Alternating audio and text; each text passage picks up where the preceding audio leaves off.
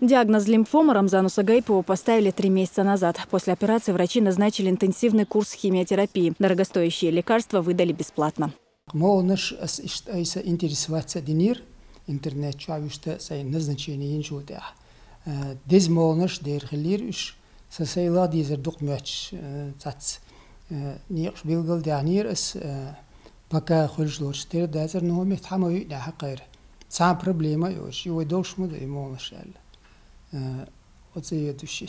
С Нового года упрощается и доступ к сильнодействующим обезболивающим препаратам. Выписать рецепт, действие которого продлено до 30 дней, теперь может и участковый врач. Значит, участковый врач обязан составить описание этого пациента, подать на врачебную комиссию и выделить препараты, те, которые необходимы. Это делается сейчас у нас уже, слава богу, в плановом порядке.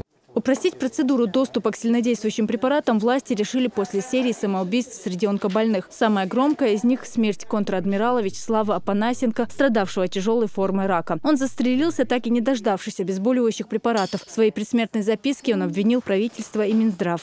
После этого было принято решение, в принципе, по всей стране, что, значит, каждый пациент, имеющий боли, имеет право получения на лекарственное обезболивание вплоть до наркотических анальгетиков по месту жительства. В прошедшем году качество медицинского обслуживания онкобольных в республике обсуждалось неоднократно. Открытие современного хирургического корпуса позволило проводить сложные операции. Теперь сюда едут пациенты из-за рубежа. Я вообще гражданка Азербайджана, я приехала оттуда. Думаю, что мне здесь помогут. Я надеюсь на то, что мне здесь помогут. Число онкобольных в мире ежегодно увеличивается. В республике на учете с раковыми заболеваниями состоят свыше 14 тысяч. По статистике, ежегодно количество больных только в Чечне увеличивается на 2000 человек. Прогнозы неутешительны, но поправимы, если вовремя выявить болезнь. Зура Саламова, Хальд Мусаев, Джамлай Хаджалиев. Новости.